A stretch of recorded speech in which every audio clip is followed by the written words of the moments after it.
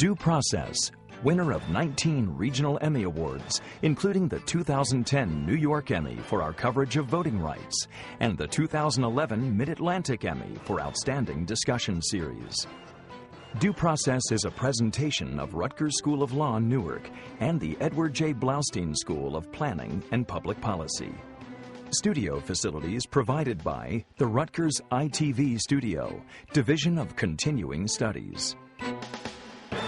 We're talking about people that are factually innocent, that they did not do the crime for which they were convicted, the whole transaction. They weren't there. It wasn't them.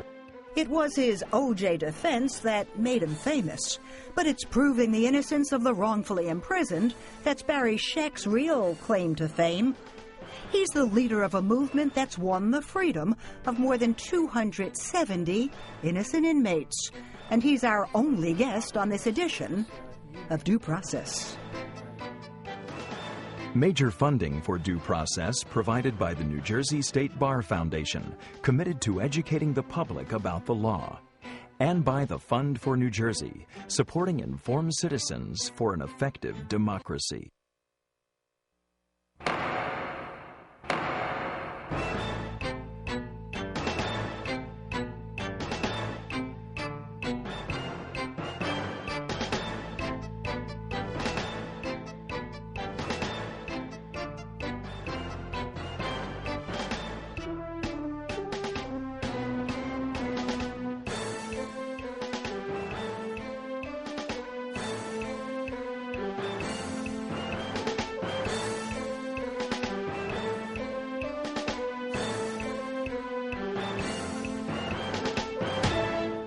DNA exonerations. There have been more than 270 since Barry Scheck and Peter Neufeld founded the Innocence Project nearly 20 years ago. That's more than 270 lives restored, justice done. But the advent of DNA, its ability to bring scientific proof to convicting the guilty and clearing the innocent, that's brought a sea change in public policy and public attitude. And no one's been more important in that process than Barry Scheck, who's helped spread the innocence movement throughout this country and beyond. I'm Raymond Brown. And I'm Sandra King. Welcome to part 2 of our 3-part series on exoneration of the wrongfully imprisoned, something we've been talking about since the first Due Process program 16 years ago, when Barry Scheck was our first guest. Because you can't talk about freeing innocent inmates without talking about Barry. Even Hollywood knows that. Hello. Carrie, this is Barry Scheck. You have a moment? Sure, I have a moment, Mr. Scheck. Let me just hang up with F. Lee Bailey on the other line. Carrie, this is Barry Scheck. Barry Scheck playing Barry Scheck on The Good Wife, giving advice on a fictional case. Okay, let me start again. Lockhart Gardner needs your help on a death row appeal. A case like the hundreds he's really worked in the 2 decades since he and Peter Neufeld founded the Innocence Project, began a national movement. These are people that are being actively harmed by society, and injustice has been done to them. A movement made possible by advances in forensic science and an irrefutable tool called DNA. The Innocence Project and all 49 other Innocence Projects in our network and 7 abroad have transformed the discussion in the criminal justice system. I mean, no one ever had any idea that there were that many innocent people in the system. No one. Yet despite a life's work in freeing the innocent, using DNA as a tool for justice, Barry Scheck may be best known for a different kind of case, one that had him on TV every day as a member of O.J. Simpson's so-called Dream Team. Somebody manufactured evidence in this case. You must distrust it. You have to distrust it. You cannot render a verdict in this case of beyond a reasonable doubt on this kind of evidence. Because if you do, no one's safe. No one. But more typical of his work, the cases like Byron Halsey, who served 19 years for the horrendous sexual assault and murder of his girlfriend's 2 small children. It was Barry and the Innocence Project along with our Raymond Brown. A man who, but for the grace of God and the dedication of his lawyers, would have been executed, stands here today free of the stigma of conviction. Who managed to get Halsey cleared. I wish you the best of luck. They were there on the day that he walked out of court. Byron is now the 205th person exonerated with post-conviction DNA testing in the United States.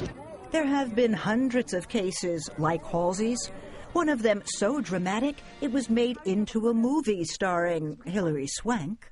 Hey, Barry Scheck is going to help. Here, look. Oh, I see, Barry Scheck. This is what he does. Look, he's this Innocence Project in New York. And you're just going to call him up and he's going to take your case? Yes. Are we both going to sleep with him or just you? Is this Betty Ann Waters? Yes? This is Barry Scheck. Oh, my God. With Peter Gallagher playing Barry. Don't I know you from TV? Oh, yeah, I know. You're that famous Jew lawyer. Who helped the real Betty Ann Waters free her brother Kenny, another wrongful murder conviction, after he'd served 18 years. Kenneth Waters, you're free to go.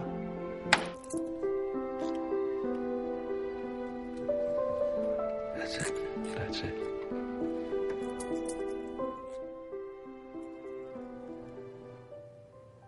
So, Barry, how good does it feel when you can say, that's it, to one of your clients? And how frustrating is it when you can't? Well, it's as good as it gets. And there's no sense in being frustrated. You just have to try harder to get them out if they didn't do it. How can you say that with such ease? I mean, surely it gets into your gut and makes you crazy when you really believe somebody is innocent and you can't get them out.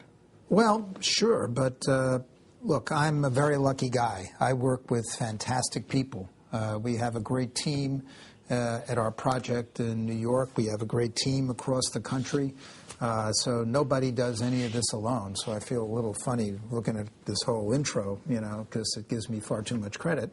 But the fact is that when you're engaged in this kind of fight and you have the evidence and you have the conviction that somebody didn't do the crime, you know, there's no sense in getting frustrated. It's just a question of figuring out when, how, and under what circumstances you can prevail.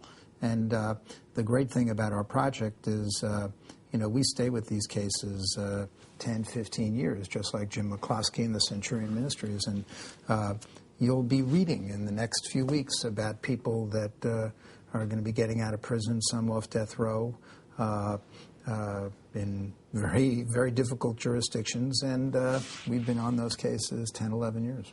Now, I've known you since law school, and you remain, what I have to say, an incurable optimist in the face of your own statements that literally thousands, tens of thousands of people who are innocent are on prison cells around the country and even around the world.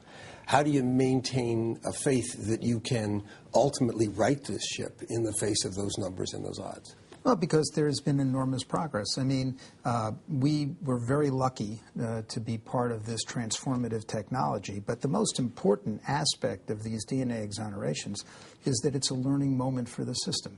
I mean, you look at the National Academy of Sciences report a few years ago, and they said, well, DNA is the one validated forensic assay that really works.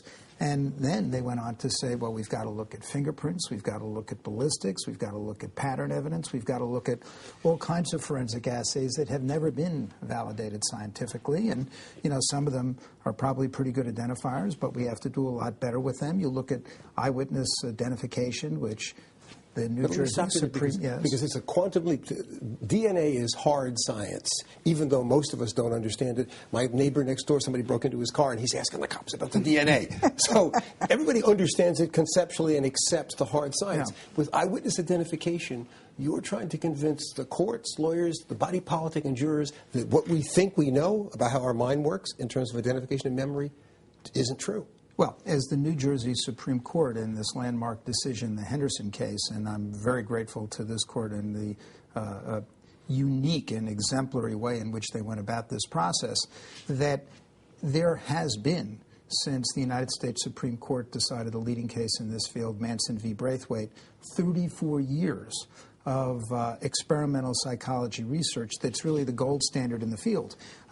Eyewitness identification is one of the few things which you can really work on in the lab because it's a memory test. So you can alter the different conditions under which you do an identification procedure and really come to some methods that will reduce the risk of error without reducing correct identifications. And that's what John Farmer, when he was Attorney General here in New Jersey, and he has unique powers, he was able to say when he recognized that there were best practices based on science, we have to do this. So New Jersey, before any other state, put these all in place. And then the New Jersey Supreme Court, when the cases started coming up through the system, you know, in Henderson, the landmark case, the issue was, what do we do if you don't do a double-blind administration of the system, meaning the person who administrates the photo array of the lineup doesn't know who the suspect is? What's the remedy? And the court used this case as an occasion to hold a hearing. And they appointed a special master, Judge Jeffrey Galkin, a great and very well-respected judge. And, I mean, and this is really a way courts should deal with complex scientific issues. I mean, we do it in multiple district tort cases and, breast cancer or implants or something, but we don't do it necessarily for these criminal justice assays. New Jersey Supreme Court did it in this case. We had a science hearing, and the question that the court asked is, since Manson was decided 34 years ago, is it, in light of the scientific findings, still an appropriate test or legal architecture to assess and regulate scientific evidence? And we had a special master. We had a hearing. We created the greatest record ever. We had John Monahan from the University of Virginia, who's in the National Academy of Sciences, and wrote the 8th edition now of Monahan and Walker on Law and Social Science. And he said the eyewitness evidence is the gold standard in this field. And the New Jersey Supreme Court approved Judge Galkin's findings in the vast majority of it, and came up with a new test which is going to affect the way every state and federal court in this country assesses, regulates eyewitness evidence and what they tell juries. And yet, even, Barry, with all that, the mistakes are made, and sometimes it's not mistakes. Sometimes it's intentional lying on the part of a witness. And yet, juries continue to be persuaded by this testimony. How do you deal with that in creating a more just system? Well, look, we know what the causes of wrongful convictions are for the most part. Eyewitness misidentification, false confessions. New Jersey's gone a long way to videotaping interrogations, which both helps the police and the prosecutors and the court system get a good record of exactly what was done. It's a good training tool. Forensic science, that's going to be a heavier lift because we have to validate some of these forensic science assays that never really were validated in the scientific fashion. DNA, came from the medical and research communities and was transferred to the forensic arena. We haven't had that luck with some of these other forensic assays, but we'll get there. We need a huge federal investment in that, by the way, for research and development. That's coming. We have to do a lot better when it comes to police prosecutorial misconduct and bad defense lawyers.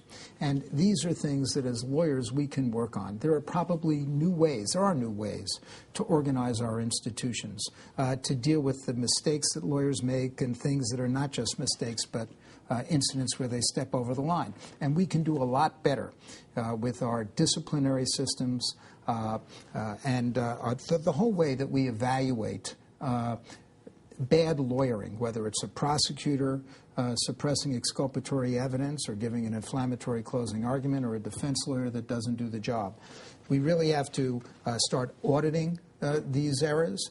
We have to go back and look at old cases. We have to have independent institutions that evaluate the misconduct, if it is really misconduct, and take appropriate remedies.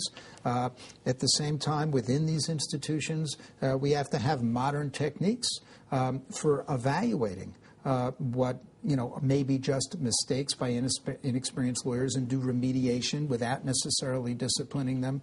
There's a whole new way that we have to start looking at this that, frankly, they're doing in the medical profession. And while we're talking about the effect of DNA and the kind of work you've done, is there anything more important than what it's done to the public consciousness? Americans, I think, have tended to think if you're convicted, you're guilty. If, in fact, the system works, as surely it does, then there's nothing that we should be questioning. DNA exonerations have shown people who would otherwise have been comfortable with the system, wow, there can be mistakes. They can be really serious. They can cost people their lives.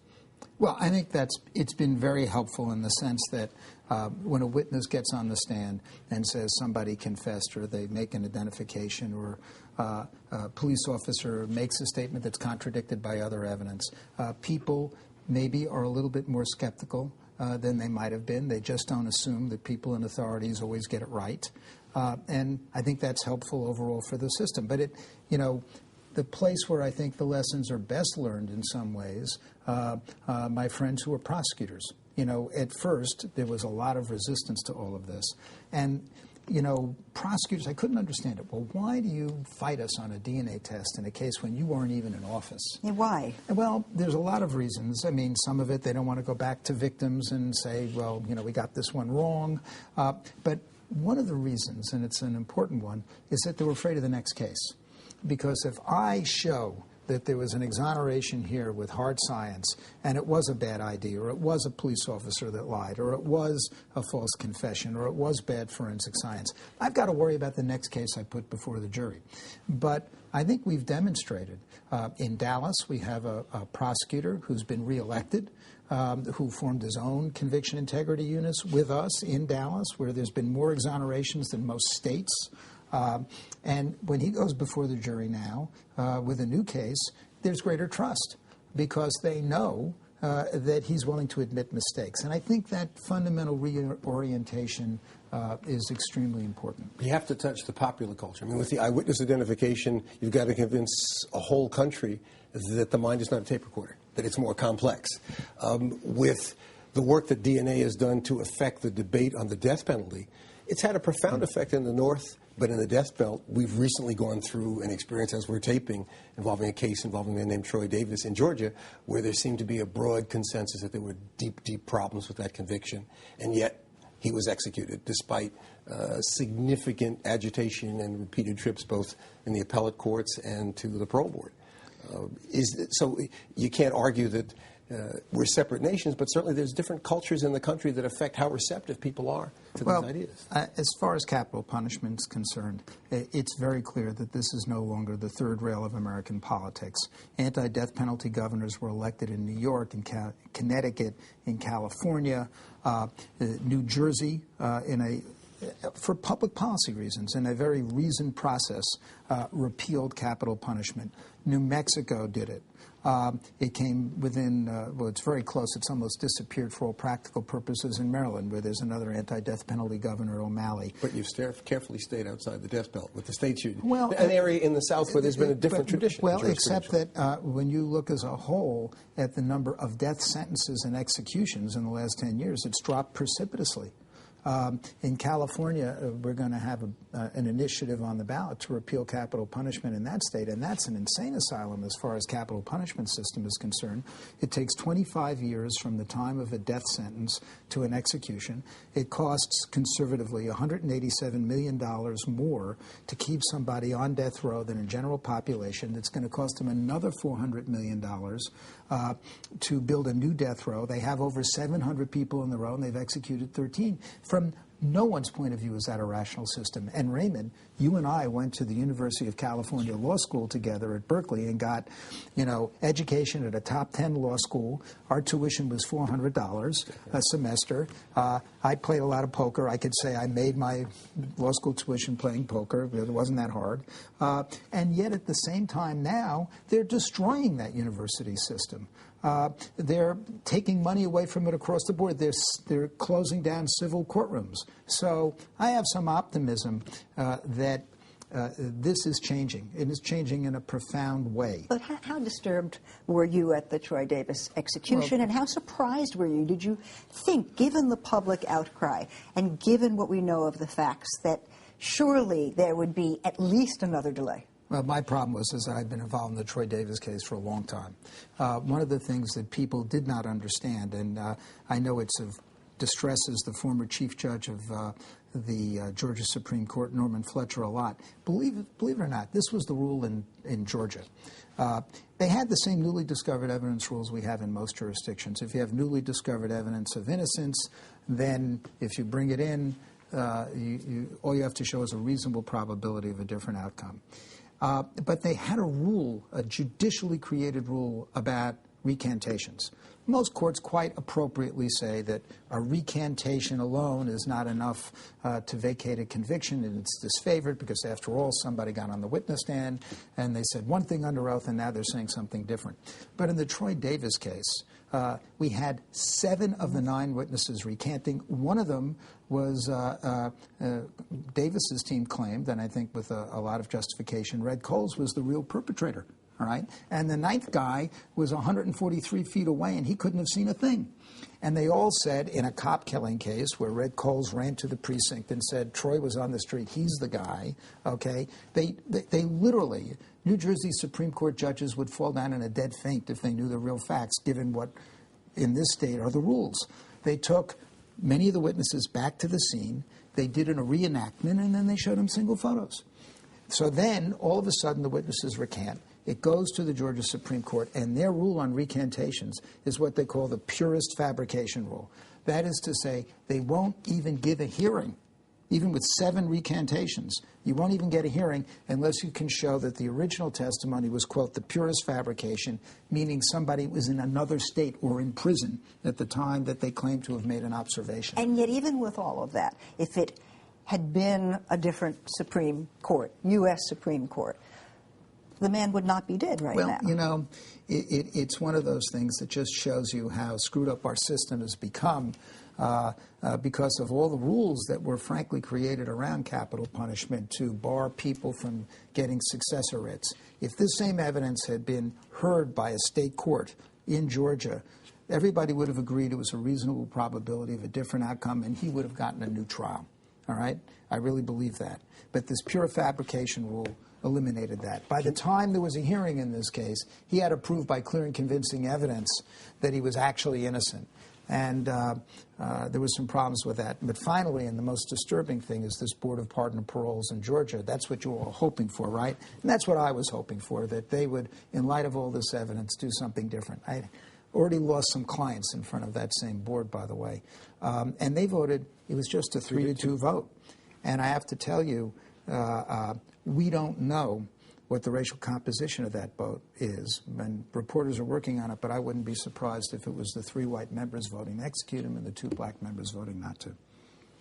So race is kind of a difficult issue, isn't it? And it never goes away in these kinds of cases. It doesn't seem to. Well, we've got a little bit of time left, a few seconds.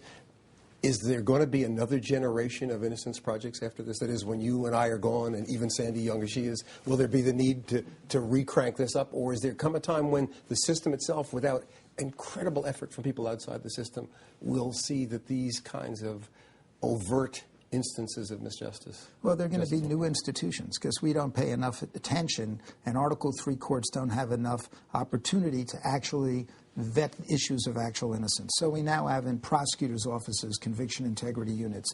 We have 55 law schools now and public defender offices and private law firms that have innocence projects in the United States. And that's 7 encouraging. abroad. And we've got to bring you back another time because great seeing you guys we again. have got to wrap. Good luck with this great show. Oh, thank you, Barry. We're so grateful you were here. We're in awe of what I'm you in do. awe of you guys, and thank you so much. I'm honored to have been your first guest. Next week, part 3 of our special series on freeing the innocent, with the story of how a TV reporter, a former state attorney general, and a Rutgers Law School clinic won a rare gubernatorial clemency for a man they believed innocent, a man they helped free after 24 years locked up. Till then, you can find us at Facebook at facebook.com/dueprocesstv. Visit our new website, dueprocesstv.rutgers.edu. Even email us at info@dueprocesstv.rutgers.edu. For Sandy and all of us here at Due Process, I'm Raymond Brown. Thanks to Barry Scheck for being here once again, to Rutgers Law School, the Blaustein School of Public Planning, and the ITV Studio for giving us a new home. And, of course, to you for watching us. You're so good.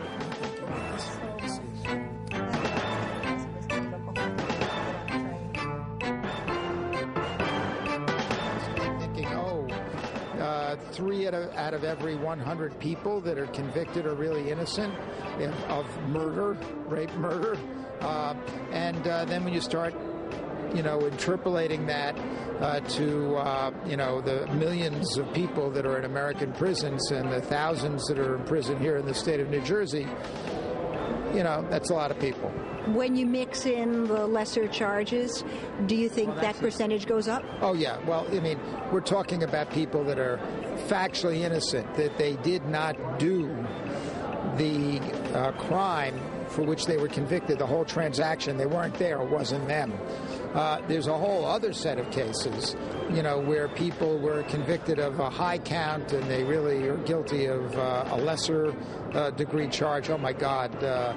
I wouldn't even begin to know how to go calculating that. But that's a very considerable number.